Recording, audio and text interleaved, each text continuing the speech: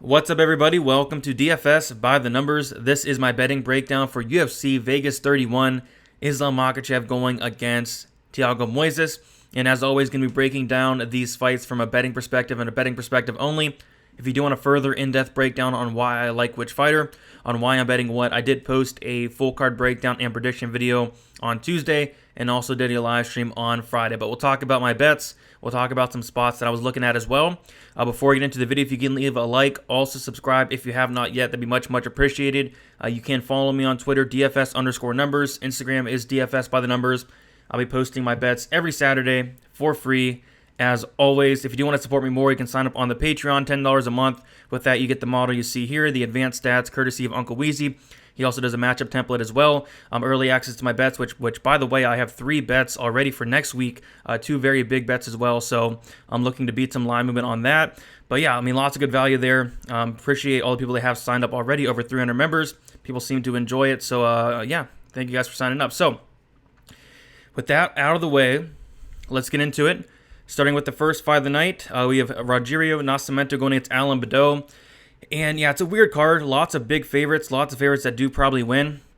I'm not really a parlay guy. I'm trying to stay away from the parlays, but there are some parlays I do like. And we'll get this one out of the way right here. So the first parlay I do have involves this fight. It's going to be a violence parlay. Had one last week. It did work out. It was the main event. Fight doesn't go to decision with the O'Malley. Fight doesn't go to decision. Yes, I got lucky with that. But regardless, it was a good spot there. And then, so this week I do have Rogerio Nascimento versus Alan Baudot. Fight doesn't go the distance. Parlayed with Rodolfo Vieira versus Dustin Stoltzfus. Fight doesn't go the distance. Minus 135 and 1.5 units on it. I think this fight does end. I think it does end in the first round. I think Nascimento is the much better fighter by a significant margin. And if he does, or when he does get a takedown, the fight will definitely be over shortly after. I think Alan Baudot has poor takedown defense. I think he has poor grappling defense. And Nascimento is very slick on the mat. I do think Nascimento does finish this in the first round. Yeah, I was looking at Nascimento inside the distance, minus 185. It's a little steep, but it is better than the minus 365 price tag or whatever he's at. But I do like that parlay, the violence parlay. As far as parlaying, Nascimento, maybe opt for the fight doesn't go to decision instead, just to cover both sides. Because if Alan Baudot wins, it's by knockout. Neither guy has seen the scorecards win or loss. So something to think about there. But as far as a pick, I'll go Nascimento. I'll go Nascimento by first round submission. But even the first round prop or the submission prop, just not enough value for me to even attempt to play it. I mean, a submission prop, minus 110. We've seen, where there should have been a sub and it turns into a TKO, Paul Craig, Verna Jandaroba. So I just don't want to mess around with that, especially at minus 110. So give me that parlay, 1.5 units on that. All right, next we have Francisco Figueiredo going against Malcolm Gordon. Another violence play here. I like the under 2.5 rounds. I have 1.5 units on it and got it at minus 150. Kind of missed the line movement on that a little bit, but I do think this fight finishes one way or another. You take a look at their finish stats. Both guys within 83% finish rate. Both guys are dangerous. Figueiredo has a lot of power. Lots of submissions on his record as well. Malcolm Gordon, a legit black belt. Lots of submissions on his record. And Malcolm Gordon, you take a look at his 5 losses, all 5 coming by finish. 4 knockout losses, 1 by submission. And this guy could be pound for pound the chinniest fighter in UFC history. I mean, one touch of the chin, and this guy's probably going to go down. I think Figueiredo knocks him out here. But with that said, Figueiredo, he does slow down as the fight goes on. Malcolm Gordon's going to be very dangerous on the mat. And if this fight does hit the mat, I mean, Gordon could be live as well in his own right. So as far as picking a winner, I'll go Figueiredo to get a knockout. But I absolutely hate that line. I'm not really big on Figueiredo. I don't think he's that great. But just seeing the durability issues of Malcolm Gordon, I think there's a really good chance that Figueiredo does knock him out. Figueiredo by knockout plus 150. If you do like Figueiredo, it's not terrible. It's a lot better than the minus 330 is at. That's how I do think he wins. But I also do like that under 2.5 rounds. The fight doesn't go the distance, minus 200. Maybe a little bit too steep, but either way, I do see this fight finishing. So give me the under 1.5 rounds here, minus 150, 1.5 units on it. All right, next we have Miles Johns versus Anderson Dos Santos. Some more action. A lot of action early on this card. I did bet Miles Johns I want to say like 2 weeks ago. This is a spot that really stuck out. You look into it, and Miles Johns, state champion wrestler. I believe he went to college for wrestling as well. And I like this matchup for him. He's going to want to keep this fight standing. I heard an interview with him. The plan is to stuff the takedowns of Dos Santos, which I definitely think he can. John's very good takedown defense. Dos Santos not the best offensive wrestling. And on the feet, like Dos Santos is an absolute punching bag. The guy has like a 29% striking accuracy. I think Miles Johns is going to be the much better striker. The only problem is, Dos Santos is very, very dangerous. He's a finisher. So I do think if there's a finish, honestly, it can come from either side. But if there is a finish, it's more likely Dos Santos' side. But I can see Miles Johns finishing Dos Santos here. Miles Johns has a lot of power in his hands. And with how hittable Dos Santos is, I can definitely see a Johns knockout. So I do have 2 plays here. I have 2 units on Miles Johns at minus 170. And it also took a half unit stab at the under 2.5 rounds here at plus 165. Dos Santos fights, they tend to finish more often than not. 5 finish losses for Dos Santos, 3 knockout losses. The guy's 36 years old, a 36-year-old bantamweight here. John's a young up-and-comer, 27 years old, arguably in his prime, if not almost there in his prime. Training at Fortis MMA, we see massive improvements every single fight that Miles Johns comes in. We see massive improvements. I do expect more improvements here. And as long as he fights smart, I think it's a very winnable matchup for him. So give me Miles Johns, by knockout, but that half unit stab kind of does cover both sides, because if Dos Santos wins, it is probably some type of submission, maybe a knockout. The guy's very dangerous, but the guy's also a 36-year-old bantamweight. And a fun fact, since 2019, he's 1-1. 1-1. That one win comes against Martin Day, who went 0-5 between the Contender Series and the UFC. So that's his one win since 2019. I think Miles Johns gets it done here. I think Miles Johns knocks this guy out. But of course, the under 2.5 does kind of play both sides there. But yeah, Miles Johns, something I bet about 2 weeks ago. I love this spot. And we see the line kind of stay around where it's at. I kind of expected more money to come in on Johns, but there is some love out there for Dos Santos. But yeah, give me Miles Johns here, probably by finish. Which the knockout prop for Johns is plus 375. Dos Santos by sub, plus 450. That's probably how he wins there. Not bad spots. Next, we have Khalid Taha going against Sergey Morozov, and I did take a shot on the dog here earlier in the week. I got him at plus 141. I do have 1 unit on it, and this is a case of I just think he has more paths to victory here. Taha is somebody that does not have the best takedown defense. He's been taken down multiple times in the UFC. He's been controlled a lot in the UFC, and you take a look at Morozov, and he can definitely wrestle. He's very active with his wrestling as well. I think he can mix in the takedowns here, get it down to the mat. The striking's going to be close. Taha's very dangerous on the feet. So as long as he avoids that big bomb, I think he does win this fight. But he has been knocked out once, has been submitted twice. Of course, 2 of those submissions are against two very good guys, Nurmagomedov, and the other one was against Movsar Evloev. So, Morozov has fought really good competition. He had a very tough UFC debut, no shame in that. I think he does mix in the takedowns here and does win a decision. But yeah, if there is a finish in this fight, it's going to be Khalid Taha. The guy hits like an absolute truck. I just think that Morozov is more well-rounded. Training at ATT for this camp, I like that a lot, especially for this fight. And I do think he comes in here with a good game plan and does mix in those takedowns. So at plus 141, I do think this fight should be closer to a pick'em. I'll take the value there all day. All right, next we have Amanda Lemos against Montserrat Ruiz, and this is my second parlay. Again, I don't really love parlays. I tend to stay away from them, but there are some good parlay options this week. It's really hard to ignore that. So my next parlay and my final parlay is going to be Amanda Lemos parlayed with Daniel Rodriguez, minus 134, 1.5 units on that. I like how it's back-to-back, so you'll know really fast if I do hit that or not. But I like Amanda Lemos here. I think she's one of my safer picks on the card, going against Montserrat Ruiz, who is really one-dimensional with that wrestling. I think Lemos is better in every single aspect of MMA. She's the much bigger fighter as well. We saw the weigh-ins. Lemos was much, much bigger. She's much more talented. She's been fighting the much better competition by a mile. She's very dangerous, high volume, great striking, great BJJ as well. I like Lemos here. I like Lemos to get it done, probably inside the distance. I was very tempted at the inside the distance, but at the end of the day, 115-pound women's fight, I'll probably stay away, but I think there's a very good chance she does finish Ruiz. And even like the knockout prop or submission prop, don't really want to get into that because I think she can do either. So give me Lemos here as far as like a parlay piece goes, but don't really want to mess around with the props all that much.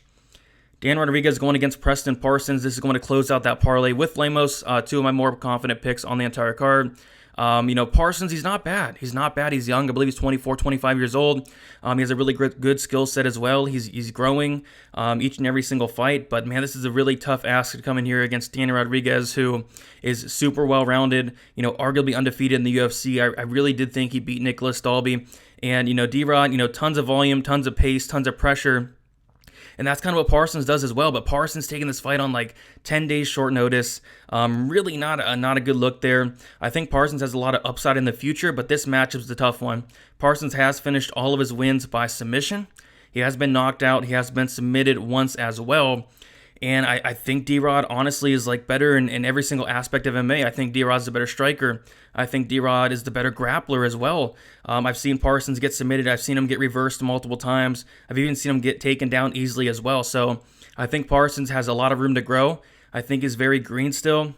He has not fought good competition at all. And when he does fight somebody somewhat relevant, he does get finished. And I do think D-Rod is, he's somewhat relevant. I think D-Rod's really good. I really like the guy. So that does close out the parlay, and I also did sprinkle some props here. I did sprinkle Danny Rodriguez wins by KO, 0.75 units, minus 125. I think the more likely outcome is that KO, but man, D-Rod is a 10th planet. I believe he's a BJJ purple belt or brown belt. Regardless, he's a legit grappler with a ton of submissions on his record, and we have seen Parsons submitted before, and he does put himself in some really bad spots. So I can see a D-Rod submissions as well, so I did take a shot on the D-Rod submission prop. On top of that, plus 1,600, 0.25 units on that. As long as one of those hit, I'll be happy. But I do like that parlay. I do like those prop sprinkles. Parsons has never seen the scorecards, and I don't even think he's seen the third round. So I do expect to finish here one way or another. And I think D-Rod knocks him out here or submits him, which would be even nicer there. So give me D-Rod for the win inside the distance. Either way it goes. All right, next we have Gabriel Benitez going against Billy Quarantillo. Billy Quarantillo seems to be one of the dogs of the week. There's two dogs of the week, it looks like, Morozov and Quarantillo. And I get it. Billy's a dog you definitely want to bet on typically. The guy's very tough. He's very durable. He has a ton of a great cardio as well. Going against Benitez, who in my opinion is going to be the much better striker here by a mile. He hits very, very hard. Some stat that did really stick out to me, and it sticks out to you in the tape as well. Billy Quarantillo is very hittable. 42% striking defense. I don't know if you want to be hittable against a guy in Gabriel Benitez. I really want to bet Gabriel Benitez. I want the line to come down a little bit more. I'm very tempted on it. Right now, I'm going to pass, but if I wake up tomorrow and Benitez is like minus 150, minus 140, I'll take the shot, but it doesn't look like it's going that way. It looks like more money's starting to come in on Benitez. I saw it as low as like minus 155. I kept waiting. I was patient, and I did look like I missed out on that line, so that's fine. Benitez has slowed down in the past, and Billy Quarantillo is going to push a pace. So I think if Billy Quarantillo does win, it's because Benitez does slow down. He does take over as the fight goes on. But I really don't want to pick somebody that his path to victory is getting beat up for 2 rounds, and then his opponent may be gassing out. So I like Benitez here quite a bit. I just don't know if I'll get there from the betting window yet. Stay tuned to Twitter, Instagram if I do pull the trigger on Benitez. But for right now, especially at minus 175, I'll pass. We'll see what happens. We'll see where the line goes. But I do like Benitez as far as a win goes. Next, we have Rodolfo Vieira going against Dustin Stoltzfus. So this is going to close out that parlay with Nascimento Badot. Fight doesn't go to decision. Vieira Stoltzfus fight doesn't go to decision here as well. And it's pretty simple. I mean, Vieira either gets a first round submission or he gasses out, and Stoltzfus finishes him in the second or third round here. Vieira, we saw in his last fight, the guy was so tired. And it's not the first time he gassed out. He looked really tired in the Oscar Pehota fight as well. But in that Pehota fight, he actually did get a second round submission. So we'll see what his cardio looks like this week. I don't want to touch the money line for sure. I see a lot of people actually taking the shot on Dustin Stoltzfus. I mean, I don't hate it. All he really has to do is probably survive 5 rounds. But, Stoltzfus has never been finished, never been knocked out, never been submitted. But this is going to be the best grappler that Stoltzfus has fought, and by a mile. So I think Vieira does probably submit him that first round. But, instead of playing Vieira straight, instead of playing Vieira inside the distance, I do like that fight doesn't go to decision as a nice parlay piece, minus 260. Parlayed with Nascimento Badot. Fight doesn't go to decision. 1.5 units on that. All right, next we have Mateus Gamrot going against Jeremy Stephens. I like Gamrot. I was very tempted on parlaying Gamrot originally, but just taking a look at Stephens and his power numbers, 18 knockdowns in the UFC. Tons of knockouts on his record. Gamrot has never been finished. We have seen him hurt before, though. I think Gamrot wins here. I think he mixes in the takedowns, but this fight could be close. But yeah, I like Gamrot. As far as the minus 210, probably not going to get there. As far as a parlay piece, probably not going to get there. I think in my Hail Mary, I have him in there, but Other than that, no action on me for this fight.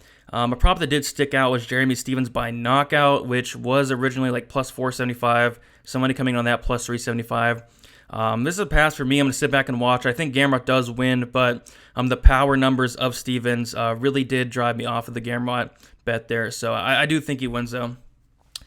Next, we have Miesha Tate going against Reneau, and yeah, I mean, I think Tate wins. I think it's a good matchup for her. The problem is we have not seen her fight in 5.5 years, and that's a pretty big problem. She looks to be in great shape, but man, lots of unknowns, lots of red flags. I cannot bet on this fight. Seems like everybody's picking Miesha Tate. Seems like everybody's betting Miesha Tate, and it probably hits, but man, Reneau, she's been more active. Yes, she's 44 years old. Yes, she's going to retire, but she has been more active, and I don't know. We'll see. But yeah, Miesha Tate, she should get takedowns here. Reneau has been taken down at least once in her last 10 fights.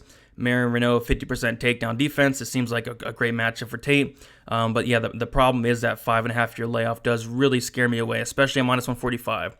I guess she opened up as a dog. I mean, I would take that all day. It's just at minus 145, I really don't want to get there, but I do think she wins. And then finally, Islam Makhachev going against Thiago Moises. I like Makhachev to get it done here, and probably inside the distance. I did take a bet on this fight. I have 1 unit on the fight, doesn't go to decision at plus 110. Well, if Moises wins, it's going to be inside the distance. I think it's either going to be a knockout or submission, which again is probably not all that likely. But either way, if Moises does win, it's not going to be by decision.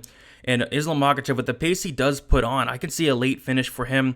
We have seen Moises slow down in the past. In the Beneil Dariush fight, Dariush took him down and controlled him for like 13 and a half minutes. Moises looked very, very tired in that fight. So we get an extra 2 rounds to work with.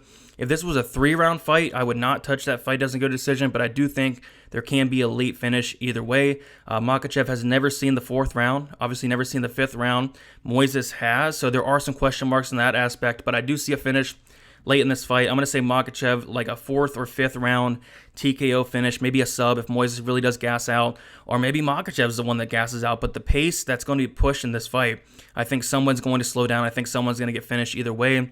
But I do like Makhachev. Minus 700, definitely a little bit steep, but I do think he gets it done. I do have him in my Hail Mary parlay. No official play for him, though. But I do like that fight. Doesn't go to decision at plus money, plus 110. I'll take the shot there. So that's about it. I'll quickly roll through my bets. Sergey Morozov, plus 141, 1 unit. Miles Johns, minus 172 units. Also have the Miles Johns versus Anderson dos Santos under 2.5 rounds. Plus 165, half a unit stab on that. Dan Rodriguez, parlayed with Amanda Lemos, minus 134, 1.5 units. Also have D-Rod wins by KO, minus 125, 0.75 units. D-Rod wins by submission, plus 1,600, quarter unit on that. Rodolfo Vieira, Stoltzfus fight doesn't go to the distance. Parlayed with Nascimento Badeau, fight doesn't go to the distance, minus 135, 1.5 units on that. Figueiredo versus Gordon, under 2.5 rounds, minus 150, 1.5 units on that. And then Islam Makhachev versus Thiago Moises, fight doesn't go the distance, plus 110, 1 unit on that. And that's about it. Thank you guys so much for watching. If you guys can leave a like, that'd be much, much appreciated. Also subscribe if you have not yet, so you don't miss out on the other content for the channel throughout the week. If you do want to sign up on the Patreon, lots of good stuff going on there. I do have 3 bets, 2 very big bets for next week already. Next week's looking like a phenomenal betting card. Can't wait for that. But as always, thank you for your support. If you want to hit me up on Twitter, it's DFS_numbers. Instagram is DFS by the numbers. I will be posting my bets on Saturday. Don't think I'll add anything. The only thing that I'm debating on is possibly Gabriel Benitez.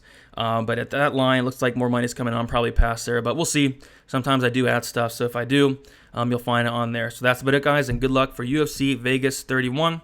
Let's win some money.